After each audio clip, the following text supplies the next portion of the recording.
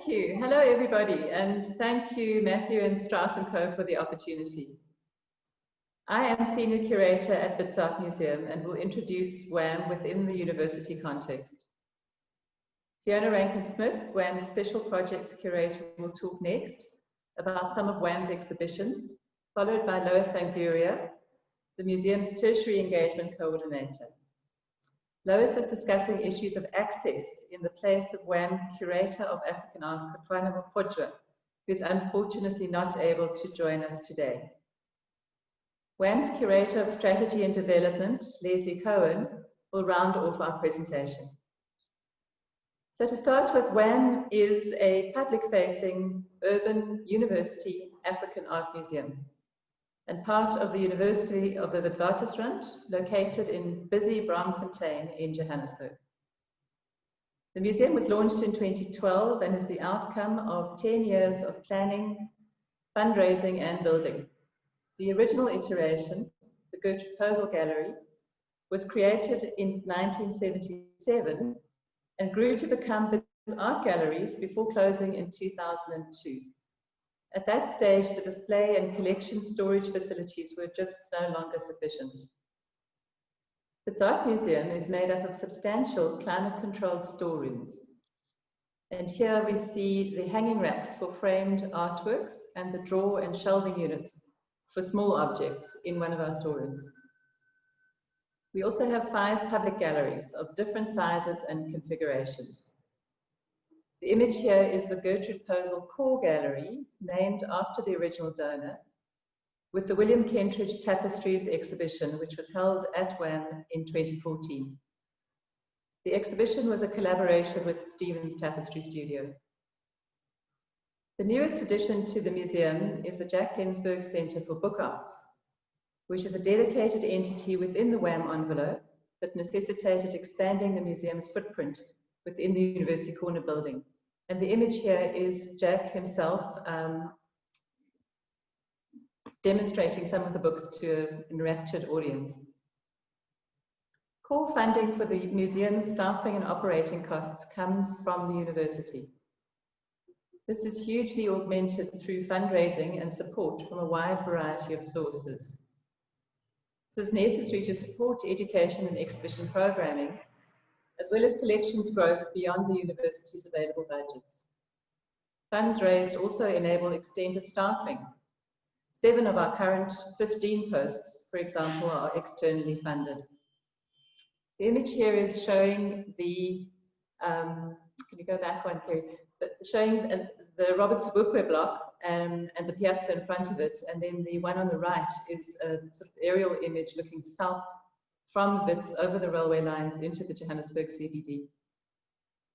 Thanks. WAM is part of the research division of Wits University. The image here is Professor Zeblan Velakazi, who we report directly to on the left, and he is currently Vice Chancellor of Research. He's standing next to Professor Tawana Kupe, who was Vice Principal of Wits in 2018 and is now the Vice Chancellor of the University of Pretoria. Professor Velakazi is a nuclear scientist and is also an arts enthusiast. I should mention too that he is currently Vice Chancellor Designate. As of 2021, he'll be the Vice Chancellor of Wits University. Wits turns 100 years old in 2022. This image is from the 90th birthday celebrations. WAM's identity as part of this venerable institution is an important reason why donors have faith that their contributions, whether they're artworks or funds donated, will be valued and preserved. Currently, there are about 40,000 students at Wits, and one of the university's significant achievements is that the student demographic reflects that of South Africa.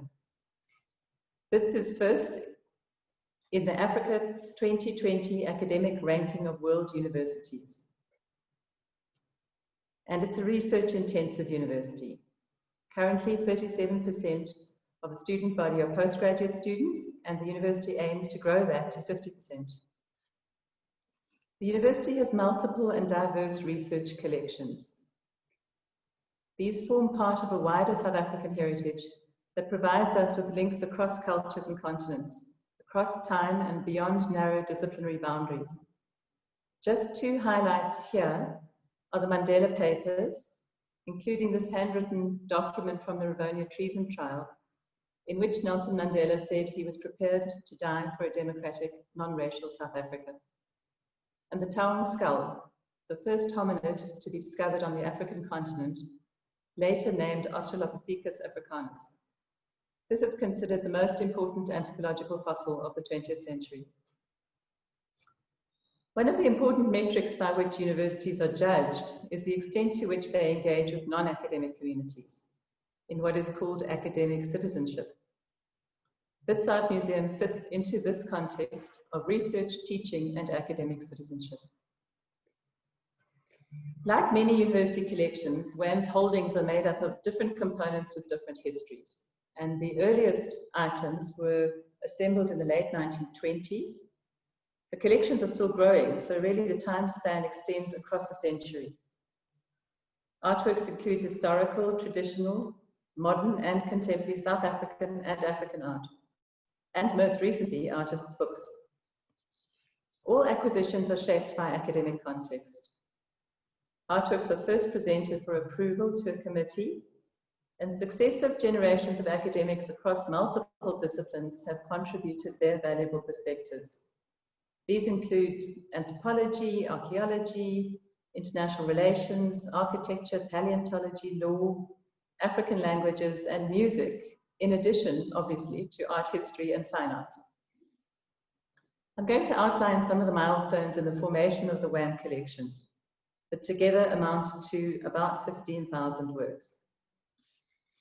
The collection of paintings and sculpture was initiated in the 1950s by Professors Martinson and Fassler as a small teaching collection for their departmental use. In 1965, the Maria Stein Lessing Memorial Collection was created, when artworks were donated by her friends and students and colleagues in memory of this esteemed art history lecturer after her sudden death. This collection includes works by Cecil Scottness, Maggie Loebscher, and here, Alexis Preller. This is his Christ Head, which is an oil and canvas from 1963. In 1977, African art was first included in the art history syllabus at Wits, initially on a postgrad and later undergrad level. And the first items of African art were acquired a year later, again as a teaching collection. The Standard Bank African Art Collection was established in 1979, and I'm proud to say that this partnership is still going strong and comprises over 5,000 pieces. And the slide here just includes three major pieces: a wonderful Zulu vessel, the Baule Wakasan colon figure, and a Shona headrest. The Schlesinger Foundation of 112 works from the 1960s and 70s was donated in 1979. It includes works by artists such as this one by Louis Makubela, which is an untitled oil and pen stick work on canvas from 1972. Other artists included in this collection are people like Sidney Khumalo, Irma Stern, and Eduardo Villa. In 2001, the Wits Museum of Ethnology collection was formally transferred from the anthropology department to WAM, and this is the collection that was initiated in the 1920s or so. It includes a notable collection assembled among the Luba and Songi peoples of the Mwanza region of the then Belgian Congo. And that collection was assembled by the Pentecostal church missionary, Reverend W.F.P. Burton. The items were purchased with funds sent by the university for this purpose. And one wonderful thing about the WAM holdings is their interrelationship, the way items from various of the different collection components relate to each other. So the slide image, we have on the left a photograph of the specialist sculptor Kitwe Bisseka carving the mboko, which is on the right of the slide. The photograph is from the Burton Photo Archive, and the mboko on the right is from the Wits Museum of Ethnology collection. And the central image, those both date from pre-1933, but the central image is a landscape painting, an untitled River Scene at Night, by Burton himself from 1954 or so, which Wham acquired with the university budget in 2010 for the Wham collection, because it seemed like a really important dimension to add to the items collected by Burton. He was this romantic landscape painter whose works are notable for excluding anything of the devastation being inflicted by the colonial powers on the people and landscape of the Congo at the time. There have been a couple of theses already that this particular collection has generated, and it continues to hold much fascination for our student body. Wham also has wonderful archives of artworks that lend themselves specifically to research, and I just want to highlight a couple here. The Neil Goodall's archive was donated by his estate in 1998 and contains extensive examples of the kind of anti-aesthetic that his work embodies. This is Tombstone, a mixed media on paperwork from 1990. And in 2007, the artist Robert Hodgins presented his print archive. And this is over 400 works, comprising one example of all of his many, many different prints and different printmaking media, but also a lot of works that show his working process and his artistic practice. This is a detail from a work called Battle, Peace and Peace Talks. And it's a hand-colored litho, and I'm not sure if you can make out on the screen the artist's notations about the different colors that he's selected for different areas of the print. The substantial Gerard Sokoto collection of over 300 drawings and sketches, mainly from South Africa, Senegal, and Paris, was formally donated in 2010, although it had been housed at Wham since 1989. This collection was purchased through the Gerard Sokoto Foundation from the artist and repatriated. The work here is eyeglasses and is charcoal and paper from 1949. Again, a wonderful research collection of really important work. Wham also holds the extensive Judith Mason archive of diaries, works in process, photo albums, prints and books. This was donated by her family after the artist's death in the end of 2016, and again has already generated quite important research. There are also very significant holdings of Walter Battis, over 400 given to Wham by Jack Ginsberg after the exhibition of his collection in 2017. And the image here is an installation of the wall in the GPG core gallery that was full of screen prints. The exhibition's title was Walter Battis, I Invented Myself, the Jack Ginsberg Collection. Most recently, in 2019, the same philanthropist presented the Jack Ginsberg collection of artists' books.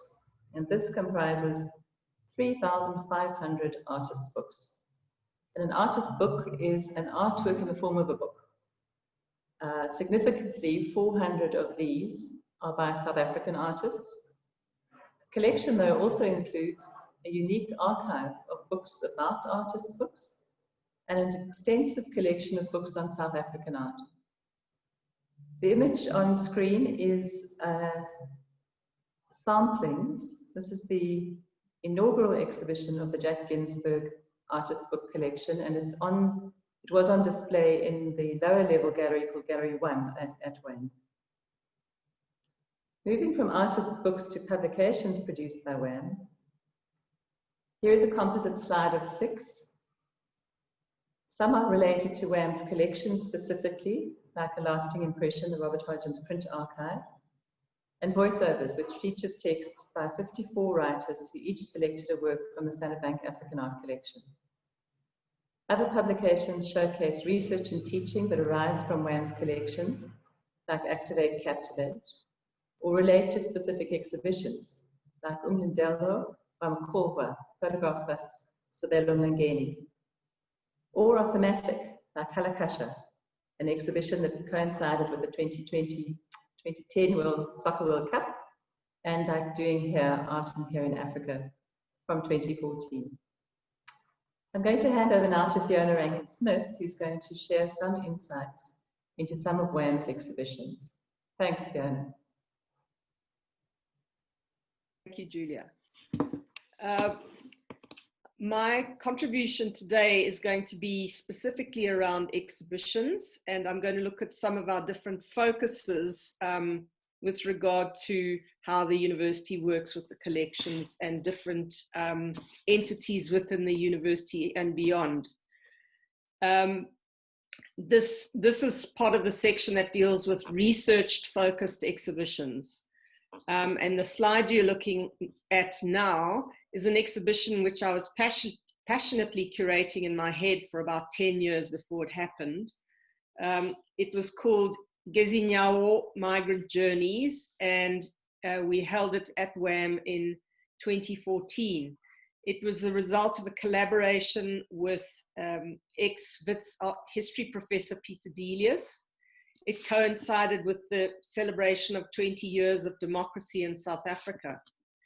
The migrant labor system was fundamental to building of contemporary South Africa. And this exhibition, structured metaphorically to create a migrant's journey, brought together the heritage of many South African language groups through the inclusion of film, photography, contemporary artworks, artifacts from ethnographic collections, archival documents, and interviews. The exhibition was accompanied by a book published by Wits University Press, and it was entitled A Long Way Home, Migrant Worker Worlds, 1800 to 2014, with essays by 18 leading and local international academics. Another exhibition which involved research with the collection was an exhibition entitled Art and the Body, Dilo Tsedinsi, Abundance. I'm not sure if I pronounced that correctly. The exhibition involved a collaboration of a very close colleague, Anitra Nettleton, who at the time headed the Center for the Creative Arts of Africa, which was a Mellon-funded research entity located within the WAM complex. The exhibition was co-curated with Mellon postdoctoral fellow Chris Richards. It showcased a selection of the vast and diverse South African beadwork from Wits Art Museum's permanent collections, alongside contemporary works that were loaned for the exhibition. What was interesting was the innovative display techniques that Anitra used. Rather than using mannequins, she alluded to the body rather than putting bodies on display. And you see the way in which on the wall, the far wall, 3 big Tsonga aprons are kind of slightly bulged out of the wall, protruding almost to evoke the shape of the body rather than having the body take away from the effect of the beadwork. The multiple layering of beaded panels and the sheer excess allowed for dazzling spectacle. A book published with essays a book was published as well with essays by a range of academics. Another kind of exhibition that involved research with the collection was part of a series of exhibitions and called Lifelines. This one was with the History of Art department, who was running a course for postgraduate history of art students entitled Writing Art Histories. In the course, each student was to select a work from the collection and then write a biography about that object. The exhibition presented 6 objects that were researched by students in 2015 in dialogue with other objects and images, evoking aspects of the object's wider lives that the students had uncovered, providing a broader context for each. And in this image, you see this figure, arms outstretched, legs outstretched, lying on its back in sort of reeling and almost in agony, and juxtaposed with a pair of very kind of bony, half animal, half figure sculptures hanging almost as if they've been hung. The one at the far end was from Jane Alexander's master's body of work that she produced. And the work in the foreground was an earlier work by one of the lecturers at the Wits art department at the time, Paul Stopforth, who did a series of works based on people tortured in detention. And there's a very nice synergy between the two, and the blues really bring them together. There were some publications associated with those exhibitions, and the student research work forms part of these 3 publications.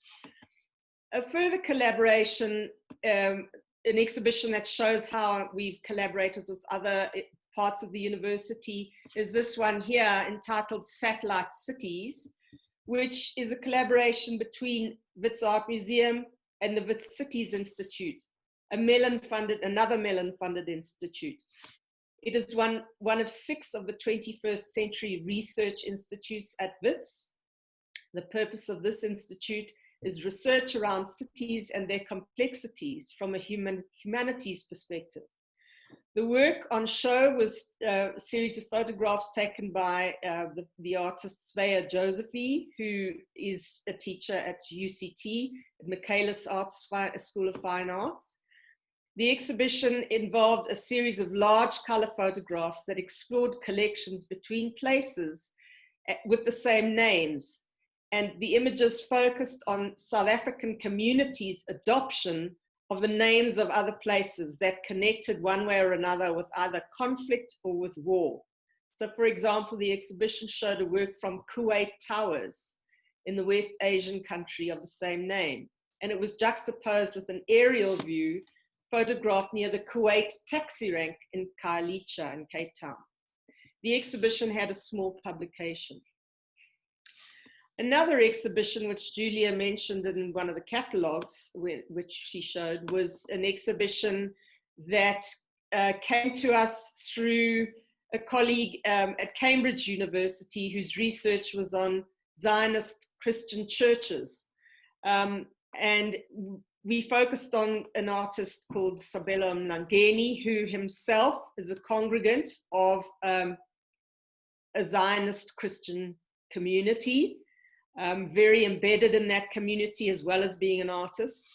And the purpose of the exhibition was to show the way in which the exhibition reaches, the university's research reaches beyond the university and accesses broader communities. And in this image, you see congregants from his particular Zionist group who were invited to WAM as a choir, and they performed in the Wits WAM Cafe area, as well as enjoying the exhibition. And in many of the images, they themselves were the subjects. So it was a day of great delight. Another relationship with researched exhibitions looks at was the work of Dr. Alison Kearney, who is an fine art graduate who is now lecturer in the education department. For her PhD, she was very interested in the idea of the ready-made. And this exhibition was entitled Beyond the Ready-Made, where she came and trawled through the collections, finding artworks that had elements of the ready-made in them. The ready-made, for those of you who don't know, is a term coined by Marcel Duchamp in 1916 to describe prefabricated, often mass-produced objects isolated from their intended use and elevated to the status of art by the artist, choosing and designating them as art. The purpose of the exhibition was to extend the impact of her research. She used the collection, for example, the wonderful Concorde by Titus Motiani in the foreground.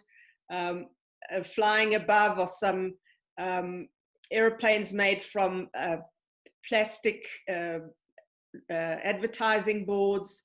In the background is a fantastic truck that was made. We discovered a man at Johannesburg station who made this truck out of all sorts of different found parts.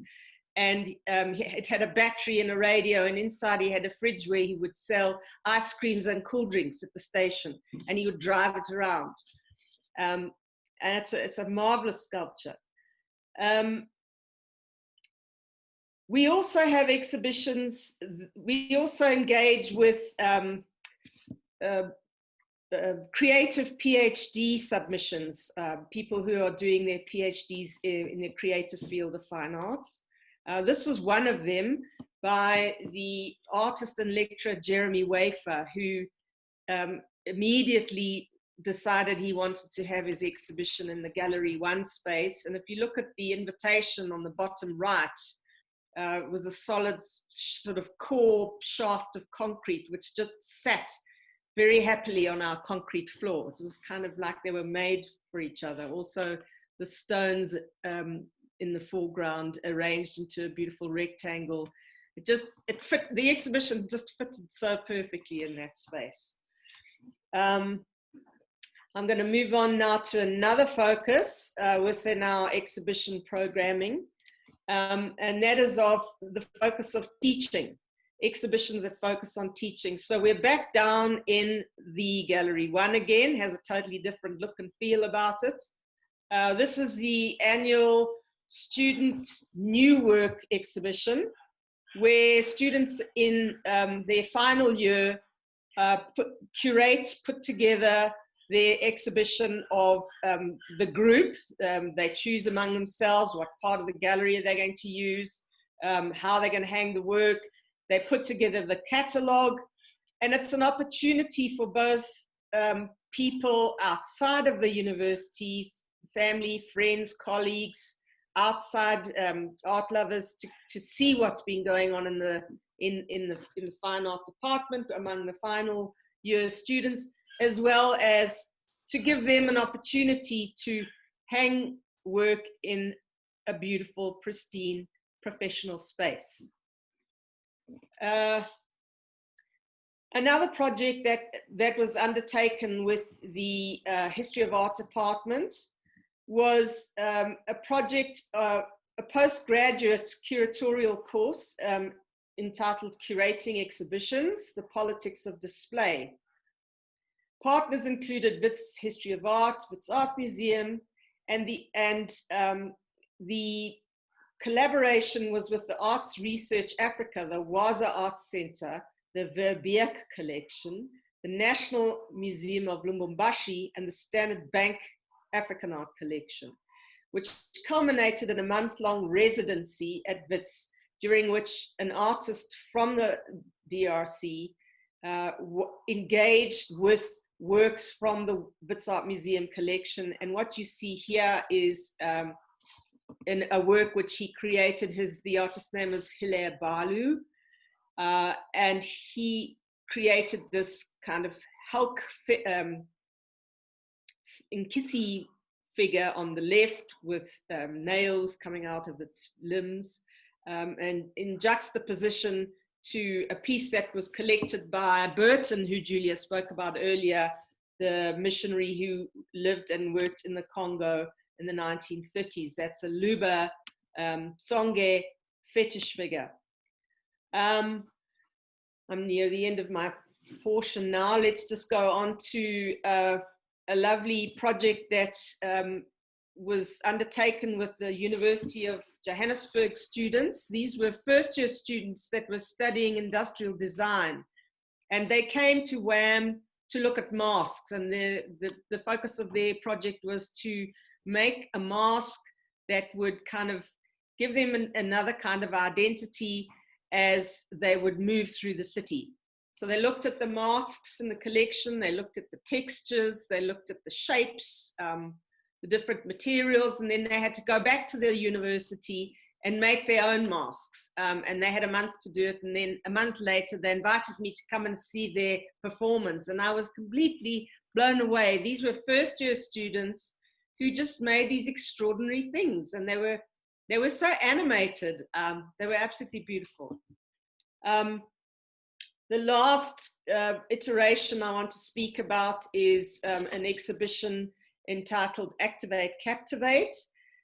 This was also related to, it was a Mellon-funded project as well. It was related to students and tertiary student engagement, curated by Lee Leidy and former fellow from the center, Laura de Becker. The exhibition was a different kind of response, bringing together the collections, the masks and the collections, with students in the digital art section of the Wits School of Art. So these are people that are working with digital new media technologies, different kinds of technologies. So for example, you see the mask with the horns inside the glass box against the wall under the text, and directly in front of it is an exact copy. And what the copy is was a mask that had code written by a computer to print it out exactly with a 3D printer.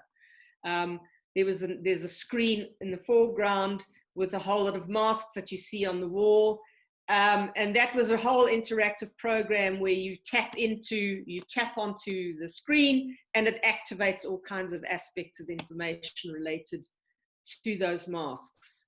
So that just gives you a small idea of some of the kinds of exhibitions we do related to research, teaching, etc. And I'm now going to pass you on to Lois. Thanks, Fiona, and thank you, Julia. I think Fiona and Julia have both done really well to frame the way that the collection is used and how it is such a wealth of knowledge and a resource that can benefit many areas of academic publics. As a museum, though, we are aware that there are multiple publics that are using the museum and that can benefit from it. So I'd like to speak a bit about access and the way we address it to all sorts of publics, and particularly our Braamfontein public, a city and suburban public in which we are physically a part of, although part of the university. Previously, the museum in its iteration as the Gertrude Posel Gallery was in the center of the university, and that was a very concealed. I think the Wits Art Museum. It was difficult to access from particular publics that were outside of the museum community. And so being on the corner by Jarrison and Bertha, and you see in this image here, the bridge is right within eyeshot of the museum, and the Nelson Mandela Bridge that is, really opens up to a different kind of a community, including students, but also young professionals, and people that may be in the city just for an activity for the day. At our doorstep, we have 50,000 students. Earlier you heard Julia mention a student contingent of 40,000. So in other words, it is more than just Wits students who are present and accessing spaces within the city. And we also have a residency that's being built across the street, which we're quite excited about, and that's intended to house 1,400 students.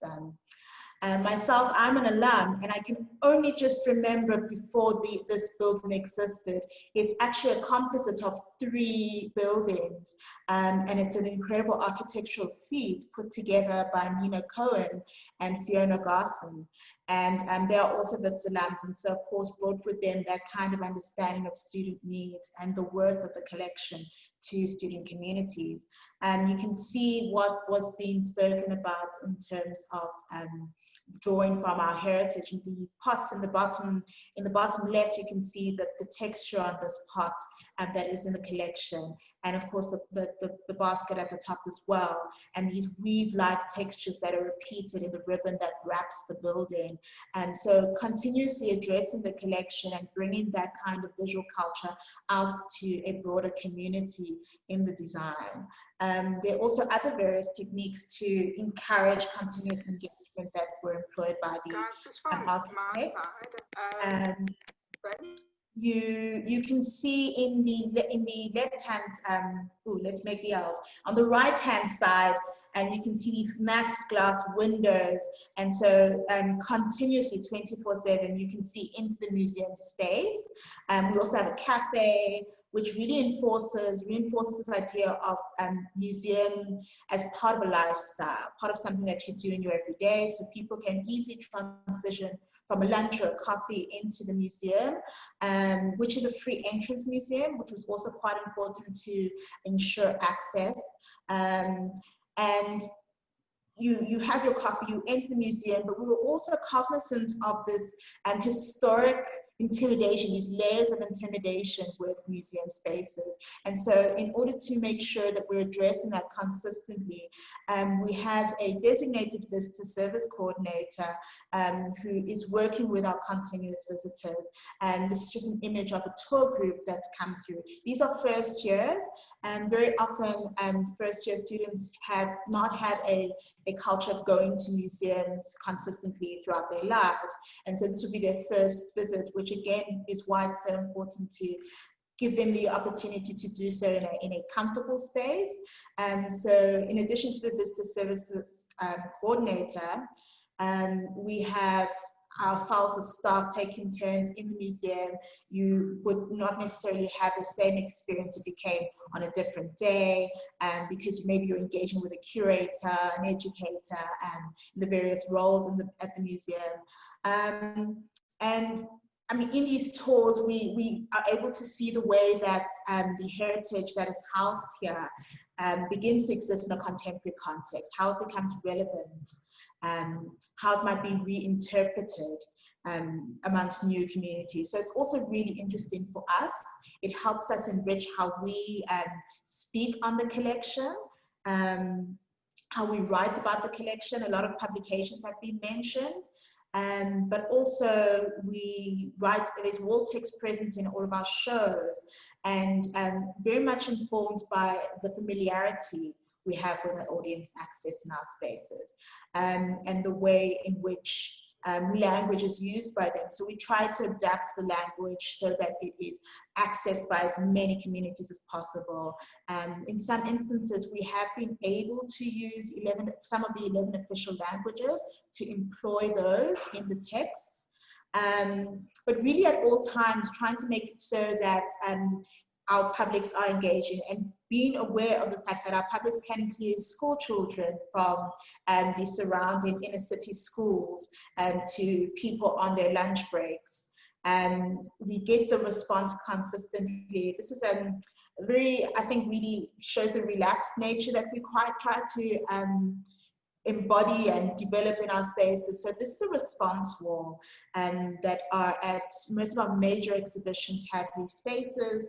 And after having seen the exhibition, you can go and write on a card what you experienced, what you thought about the work on display, whether it be a visiting exhibition or something from the collection. And we get a lot of insight from these, and also, of course, see people pausing to take a look at what their contemporaries have written down. Quite engaging. And I've just mentioned that there are exhibitions that happen from our collection, but of course our collection it's managed by people from the field, from art history, and so it's always exciting for us to have people from different areas coming to speak and create from the collection. So this is, maybe you might recognize him, this is Laduma Ngokolo, excuse me, and he founded the brand Matkosa by Laduma. And the brand, he makes sweaters and other clothing items inspired by his own Xhosa culture. And in doing that, he visited and consulted with the museum on the beadwork collection, which is also mentioned before. And it's quite an extensive collection of a diverse array of South African and African beadwork. And so through doing these engagements, it's not only engaging with someone who is outside of our field, but also new ways for publics to access this and to see how this historic and classical culture of making can continuously be threaded and researched in various applications, and in this instance in fashion, which was, I think, quite incredibly done. it's brought up as well in that publication that Julia mentioned in the Beadwork book, his work with the collection. As you can see, access is very significant in what we do, and with 15,000 works, it's very impossible to have all the exhibitions, even in the time that we've been in this iteration since 2012, in this building on the corner. And so one of the things we try to do is seek out and build relationships with other museums locally and internationally. And these two works by William Kentridge that you see, Art in a State of Hope and Tropical Love Storm. These went to a museum in Belgium, Kunstmuseum in Belgium, and Lille in France for an expo loan. And in doing these, we know that these established artists are an incredible resource for scholarly traditions, and I'm sure we can all speak to experiences where we've seen work we learned about in textbooks and now we're seeing them in person. So having these loan relationships really empower us to do more of that. And this is a Tito Zungo work. And this work, we've of course included it in other exhibitions. Fiona spoke about migrant journeys, but this work also went to be exhibited overseas. It is a very small work, and I think that having access to these works, particularly these small works, you get a sense of their materiality that you can't get via an image, and unfortunately, in our circumstances, even via webinar. We've also had works of Jackson Hlungwane go through to other spaces. This artist was sent not too long ago to Japan, to the Watari Museum. And just within the last few weeks, we've been packing up this massive collection to go to the Novo Foundation in Cape Town for a major show of Jackson Hlungwane's sculptures. Novo also was featured in this series, and we've also worked with Javid Arts Centre and sent in several sculptures for their inaugural exhibition. It's always very exciting as well for us to go and see these works, even though we have them in our spaces, to see them embodied in other spaces, and to see how the environment constantly adapts their narration, their space in history. And that can only happen through an effort towards access. Many times when seeing these works, it becomes an issue of how do you then begin to question them, how do you discuss them. And I've mentioned the Visitor Services Coordinator and the way that we as a staff team try to engage as much as possible with our visitors, but we also have a team of docents. And this is a team of students, professionals, people who are bringing their various backgrounds into their contribution, and they work with student groups, learners like you see in this image. And they work very closely with the team here. So it is volunteer docents. They work closely with us, constantly reviewing the kind of exhibitions we have. Lee Liley, who's also being brought up as amongst the people working on a lot of the research, relays and involves the docents in the kind of background of these shows, so that these very rich discussions can happen with the groups that come through. I've mentioned the way in which a lot of the artists that are housed in the collection are part of scholarly groups, and so very often students have learned about these and now have the opportunity to come through and have a rich discussion and be taken through a guided tour of our exhibitions. Leslie will speak more on these kind of outreach programs in which we have groups come through and access museum spaces, and really it builds a foundation for it to become less of something that is for an elite few and rather something that is accessed as part of a African and South African lifestyle of collecting and preserving heritage. And Leslie, if I may hand over to you.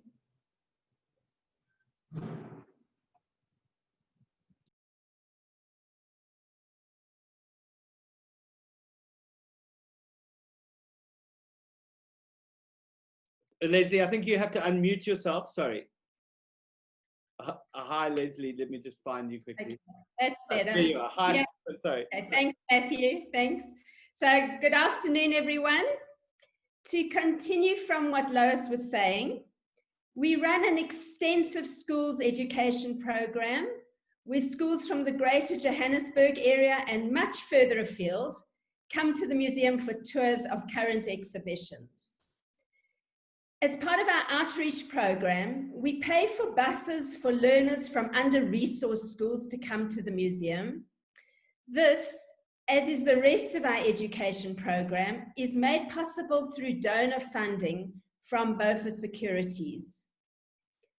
We run a holiday program for inner city children called Teen Connect, where we collaborate with NGOs like Lefika Lapodiso, an art therapy training organization.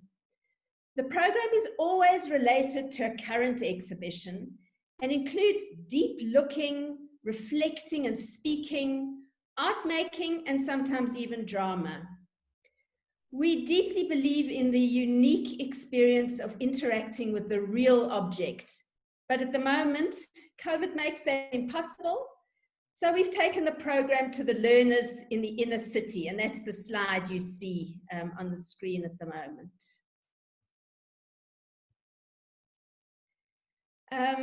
We produce an educational resource, at least one a year, 8 thus far. And the purpose of these is to engage learners in an experience that enhances their curiosity and interest about the artworks. It builds comfort in being in the museum and their confidence in looking at artworks. It validates their personal responses to the artworks and builds visual literacy skills. And you can access these on our website. Our COVID strategy has also been focused around increasing access, although in quite a different way from many other art museums and galleries. In some ways, COVID has given us an unexpected and unusual opportunity to just pause in relation to our very active exhibitions and education program. We usually put on 10 to 12 exhibitions a year. So one of our major projects during this time is to take the collections database, which has only been accessible from the museum premises until now, and put it onto the web, and make our entire collection accessible to researchers anywhere in the world. The next thing I want to talk about are some more exhibitions that embody different kinds of access. In 2014, we showed Queer and Trans Articulations, Collaborative Art for Social Change, an exhibition of the work of Zanele Moholi and Gabrielle Leroux. The exhibition provided access to WAM as a public space for queer and trans marginalized communities. It was another of the collaborations that Fiona was talking about, this time with the Wits Center for Diversity Studies. One component of the exhibition was Moholi's now very well-known and ongoing Faces and Phases project that celebrates homosexual and gender non-conforming people. And for me, it was probably the most moving exhibition opening we've ever had. People who'd been photographed in the works stood proudly beside their photographs, and it felt like WAM had created a safe space for this community. During the exhibition, facilitators who could speak to the issues represented in the work from lived experience were in attendance. And they assisted with queries and provided free impromptu guided tours of the works. At one point, we wanted to encourage more people who live and work in Braamfontein to come into the museum. There are about 50 hair salons in our immediate neighborhood, within about 10 blocks of the museum. And so we organized an exhibition on hair in African art. Postgraduate students were invited to curate parts of the exhibition and write essays for the catalogue. another example of our approach to providing access. The exhibition looked at political, social, cultural, and economic implications of hair as expressed in a wide range of artworks, like hair combs, headdress, contemporary artworks, barbershop posters, films, and installations. And what you see here is a barbershop poster that we commissioned from a local barbershop poster painter. An exhibition that approached access in yet another way was From the Heart, Personal Perspectives on the WAM Collection. It was spearheaded by Same Mdluli, postdoctoral fellow, and Tatenda Magaisa, research associate at WAM. They invited the entire WAM staff, including a security officer, cleaners, admin, and operations staff, who don't usually have the opportunity to contribute to curatorial activities, to select 2 works from the collection and respond to 3 questions. When did we first encounter African art? What did each of our experiences mean to us? And how do we see African art in the current context? Now, there's a picture from the Sunday Times on the screen. Our visitor services coordinator, Vuyiswa Ngesma, selected an oversized Ndebele broom that encapsulated her experience as a girl child who, unlike her brother, was expected to get up before dawn and do the sweeping. The size of that broom was a metaphor for the copious quantities of sweeping she did as a child. We also show exhibitions of under-acknowledged artists with long careers. For example, Albert Adams, who was refused entry to UCT during apartheid, but went on to study and teach fine art abroad. His expressionist works encompass deep social commitment and searing social commentary. A couple of other examples are exhibitions by Moses Tuladi and Alfred Torber. Another way that we provide access to the collection is through displays in the cabinet at the entrance to WAM. We always show traditional African art there from our collection, which speaks to the current exhibition. This is the display that accompanied Activate Captivate that Fiona spoke about earlier, and was the series of objects that artist Nolan Oswald Dennis drew on for his mural artwork, and you see him working on it there.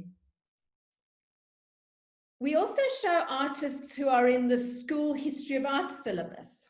So for example, William Kentridge, Gerard Sokoto, Walter Battis, and in this slide, Penny Siopas's retrospective exhibition, Time and Again. My final example of creating access is opportunities for external curators to curate exhibitions. Tumi Tlwale curated the show which surveyed the print work of renowned artist Sam Nklingetwa, and there you see Sam doing a walkabout of the exhibition. Beyond the Ready-Made was curated by Alison Kearney from the Wits School of Education, and Lifescapes was curated by students and lecturers from the Wits Art History Department. The Sabela Mlangeni exhibition that Fiona talked about was curated by Kabelo Malatsi. And most recently, Tembinkosi Goniwe curated David Kulwani, a resilient visionary.